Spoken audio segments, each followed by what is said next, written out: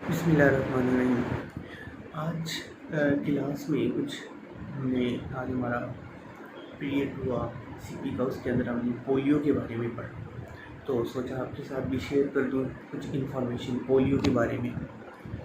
क्योंकि पोलियो एक ऐसी डिज़ीज़ है जिसके जिस पेरेंट्स के बच्चे के साथ ये हो जाए उसको ही पता होता है कि कैसी डिज़ीज़ है। बेसिकली पोलियो है क्या? पोलियो एक वायरस है, इसको हम पोलियोमिलेटिस कहते हैं। वो एक वायरस है जिसकी वजह से ये पोलियो डिज़ीज़ होती है। पोलियो डिज़ीज़ जो है वो बच्चे को 3 मंथ में हो सकती है। इसके अंदर होता क्या है, इसके अंदर अगर आपके बच्चे को पोलियो हो गया है तो आपको कैसे पता चलेगा? तो इसके अंदर कुछ साइन और सिम्टम्स हैं जिसकी वजह से पेरेंट्स डायग्नोज कर सकेंगे कि हमारे बच्चे को पोलियो हो गया है।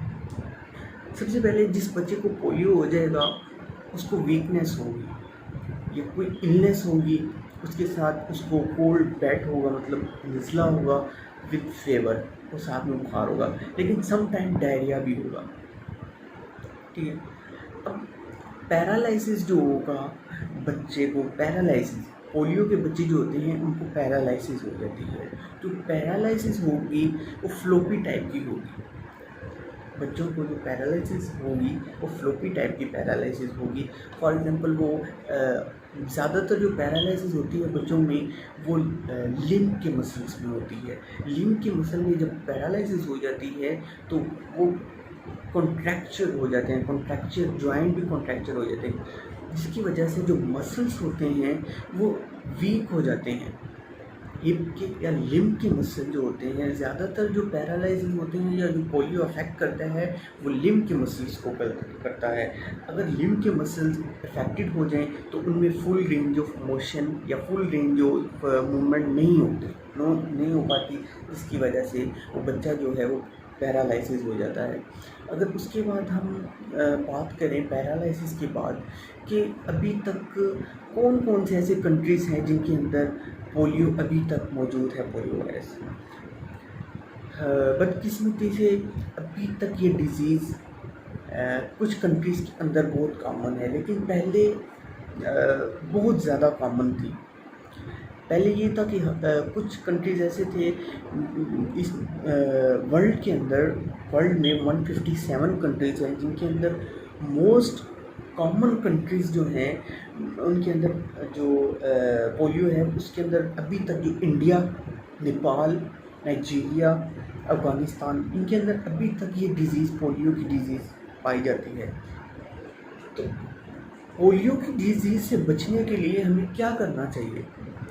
पोलियो की डिज़ीज़ से बचने के लिए हमें सबसे पहला जो पॉइंट है, हर बच्चे को, पेरेंट्स को चाहिए हर बच्चे को वैक्सीनेशन करवानी चाहिए। पोलियो की जो वैक्सीनेशन है उसके 5 डोज होते हैं।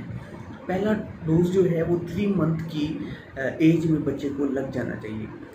फिर 18 मंथ की एज तक बच्चे को 4 डोज लग जाने चाहिए, और जो 5 डोज है पोलियो का वो 5 ईयर में बच्चे को लगना चाहिए।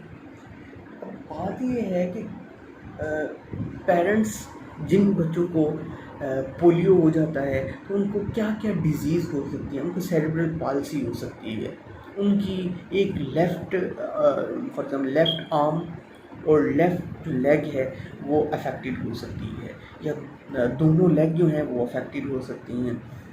तो जो भी पेरेंट्स आते हैं डॉक्टर्स के पास तो उनका पहला सवाल यही होता है कि क्या हमारा जो बच्चा है वो वॉक कर पाएगा।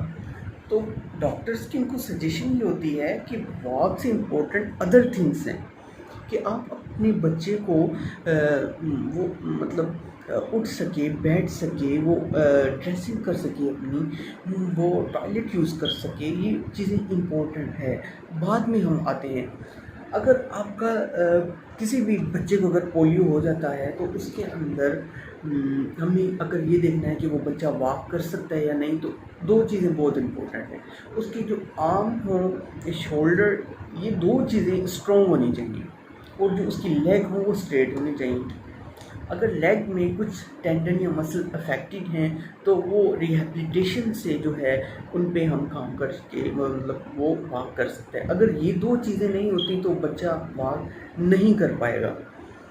उसके बाद सवाल ये होता है पेरेंट्स का कि क्या पोलियो वायरस जो है अगर हमारे बच्चे को हो गया है तो मेडिसिन या कोई इंजेक्शन कोई काम कर सकता है? तो उसका आंसर है नहीं।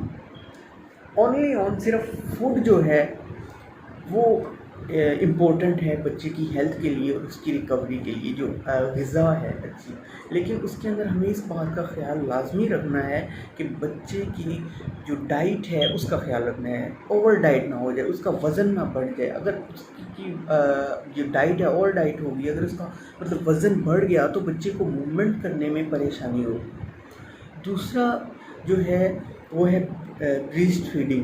ब्रीस्ट फीडिंग के अंदर क्या होता है, कुछ एंटीबायोटिक मौजूद होती हैं जो माँ का दूध होता है। तो मदर को चाहिए कि बच्चे को ना कि पाउडर्स वाले जो केमिकल्स वाले दूध हैं, ये पाउडर मिल्क हैं, उनसे अपनी ब्रीस्ट करवाए। तो जो मदर का दूध होता है उनके अंदर कुछ एंटीबायोटिक मौजूद होते हैं जो पोलियो वायरस पर अटैक करते हैं और जिससे पोलियो वायरस होने के चांसेस कम हो सकते हैं। तो ये थी पोलियो के बारे में कुछ पोलियो डिजीज़ के बारे में थोड़ी इन्फॉर्मेशन जो आपके साथ मैंने शेयर की। तो इंशाल्लाह फिर नेक्स्ट वीडियो में मिलते हैं। तब के लिए अपना ख्याल रखिएगा। अल्लाह हाफ़िज़।